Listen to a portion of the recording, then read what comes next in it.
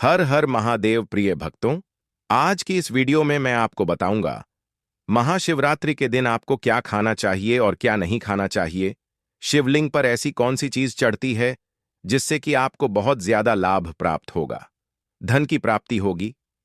हम अनजाने में पता नहीं होने के कारण ऐसी गलती कर बैठते हैं जिसका हमें बहुत नुकसान भुगतना पड़ता है। इसलिए आप इस शिवरात्रि के पर्व पर ऐसी गलती बिल्कुल भी ना करें जिससे कि आप पाप के भागी बन जाएं। मैं आपको इस वीडियो में आगे सब बताऊंगा, पूरी जानकारी दूंगा, इसलिए आप वीडियो को पूरा देखिए, बीच में छोड़कर बिल्कुल भी मत जाइए। शिवरात्रि कब है, पूजा का शुभ समय क्या है, यह सब मैं आपको बताऊंगा। आप अगर मेरे द्वारा बताए गए उपाय को महाशिवरात्रि के दिन कर लेते हैं तो यह मानकर चलिए कि आपकी जिंदगी पूरी तरह से बदल जाएगी। यह सब आपकी कल्पना से भी बढ़कर होगा। बस आपको महाशिवरात्रि के व्रत में कुछ सावधानियां रखनी है। पूजा सही समय पर करना है, सही चीज शिवलिंग पर आपको चढ़ा है, फिर देखिए कि आपको कितना फायदा होता है।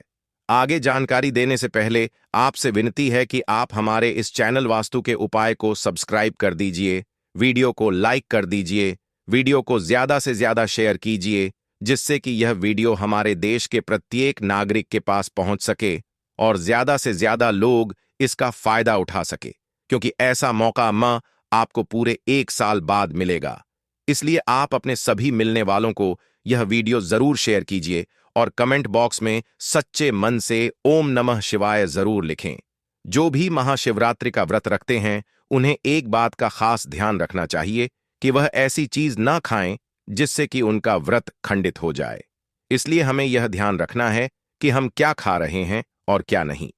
व्रत खंडित होने पर आपको व्रत का लाभ प्राप्त नहीं होगा, इसलिए पूरे नियमों का पालन करते हुए आप व्रत को पूरा कीजिए। क्योंकि महाशिवरात्रि साल भर में एक बार ही आती है, इसलिए आपको ऐसा मौका बार बार नहीं मिलेगा। और इस वर्ष तो यह बहुत ही लाभदायक है क्योंकि यह महाकुंभ के संगम के समय आ रही है, इसलिए इसका पुण्य 1000 गुना बढ़ गया है। महाशिवरात्रि के दिन किए गए उपाय व कार्य से आपको लाभ ही लाभ प्राप्त होगा। महादेव की कृपा आप पर बनी रहेगी। अगर आपने महादेव का व्रत रखा और उसे खंडित कर दिया तो आप उनके क्रोध का भागीदार भी बन सकते हैं, महादेव पर क्रोधित हो सकते हैं। इसलिए आप वीडियो को अच्छे से पूरा देखिए, क्योंकि आपकी एक छोटी सी गलती महादेव को नाराज कर सकती है और यह गलती आपकी जिंदगी बदल कर रख देगी। इसलिए आपको बहुत ज्यादा सावधानी रखनी है। यह बहुत ही बड़ा पर्व माना जाता है। आप इस दिन छोटे छोटे उपाय करके महादेव को प्रसन्न कर सकते हैं और उनका आशीर्वाद प्राप्त कर सकते हैं। एक बार आपको अगर महादेव की कृपा प्राप्त हो जाए तो फिर आपको कोई भी नुकसान नहीं पहुंच सकेगा और ही आपको कभी दुख का सामना करना पड़ेगा। इस वीडियो में मैं आपको शिवलिंग पर एक ऐसी चढ़ने वाली चीज भी बताने जा रहा हूं जिसको चढ़ाने से आपकी कोई भी मनोकामना हो वह बहुत जल्दी पूरी हो जाएगी। आपको क्या चढ़ाना है, कब चढ़ता है, यह सब मैं आपको बताऊंगा। शिवरात्रि कब मनाई जाएगी, आपको इसके व्रत में क्या खाना है, क्या नहीं खाना है, पूजा का समय क्या है, यह सब हम इस वीडियो में जानेंगे। तो दोस्तों, जो भी महाशिवरात्रि का व्रत रखते हैं, इस वर्ष 26 फरवरी 2025 को आपको शिवरात्रि का व्रत रखना है। हम सभी भगवान शिव को प्रसन्न करने के लिए इस दिन उनके लिए उपवास रखते हैं और हमें उपवास रखने से मन को शांति मिलती है। बस आपको कुछ नियमों का पालन करते हुए यह व्रत पूरा करना है, फिर आपकी मनोकामना पूरी करने से कोई नहीं रोक सकता है। आगे हम विस्तार से जानते हैं कि शिवरात्रि के दिन आपको क्या खाना चाहिए और क्या नहीं। इस वीडियो के अंत में मैं आपको यह भी बताऊंगा कि आपको कौन सी चीज भगवान शिव को इस दिन चढ़ाने हैं जिससे कि भोलेनाथ बहुत जल्दी प्रसन्न हो जाते हैं और आपको अपनी इच्छा अनुसार फल प्रदान करते हैं। एक बात का आप विशेष ध्यान रखिए कि कुछ भी हो जाए, आपको महाशिवरात्रि जैसे पवित्र दिन पर मांस मदिरा का सेवन नहीं करना है, किसी को बुरा शब्द नहीं कहना है, किसी की बुराई नहीं करनी है, किसी की निंदा ना करें और आपको इस दिन दाल चावल गेहूं से बना हुआ खाना भी नहीं खाना है। इस दिन आपको सिर्फ फल, दूध, चाय, कॉफी आदि ले सकते हैं। अगर आपसे नहीं हो पा रहा हो तो आप पूरे दिन में एक बार शाम के समय खिचड़ी खा सकते हैं और फल भी खा सकते हैं, लेकिन आपको बार बार नमक का खाना नहीं खाना है। आपको खिचड़ी एक बार ही खानी है। और अगर आप सच में भगवान शंकर को प्रसन्न करना चाहते हैं तो इस दिन आप लाल या पीले रंग के वस्त्र ग्रहण कीजिए, क्योंकि यह दोनों रंग शुभ माने जाते हैं। काले रंग के वस्त्र कभी भी भूलकर भी मत पहनना, इससे भगवान शंकर नाराज हो जाएंगे। पति पत्नी भी एक बात का ध्यान रखिए कि महाशिवरात्रि के दिन आपको शारीरिक संबंध बोलकर भी नहीं बनाना है, क्योंकि इससे भगवान शिव क्रोधित हो जाएंगे और आपको उनके क्रोध का सामना करना पड़ेगा। इस दिन जितना ज्यादा हो सके आप दान पुण्य का कार्य कीजिए। पूरा दिन अपना दान पुण्य के कार्यों में ही बिताएं। अगर आप सच में भगवान शंकर को प्रसन्न करना चाहते हैं तो इन छोटी छोटी बातों का आपको ध्यान रखना है। इस दिन किसी की ना तो बुराई करें और ना ही निंदा करें। और एक बात का विशेष ध्यान रखें कि आप बिल्कुल भी पाप मत करिए। अब हम बात करते हैं कि वह शिवलिंग पर आपको कौन सी चीज नहीं चढ़ने है। अगर आप वह चढ़ा देते हैं तो आपको पूरी जिंदगी परेशानियों का सामना करना पड़ेगा। अगर आप वह चीज चढ़ा देते हैं तो आपके व्रत का कोई फायदा नहीं होगा।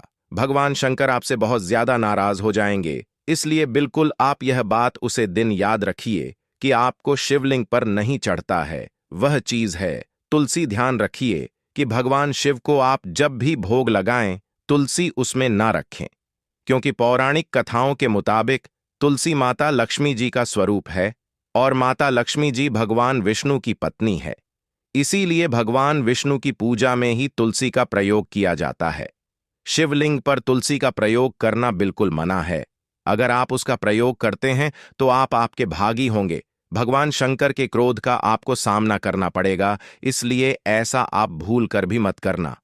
अब दूसरी चीज जो कि आपको भगवान शंकर की पूजा में बिल्कुल भी काम नहीं लेना है, मतलब कि उनको नहीं चढ़ता है, वह चीज है सिंदूर।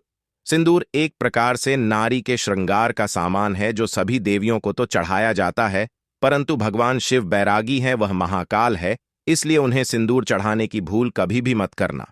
अब हम आगे बात करते हैं कि आपको इस पवित्र दिन पर कौन से रंग के वस्त्र पहनना चाहिए। हो सके तो आप भगवा रंग पहनी है, क्योंकि भगवा रंग मन भगवान शिव को बहुत पसंद होता है और वह इसे जल्दी भी प्रसन्न होंगे। बस आपको इस दिन काले रंग के वस्त्र नहीं पहनना है।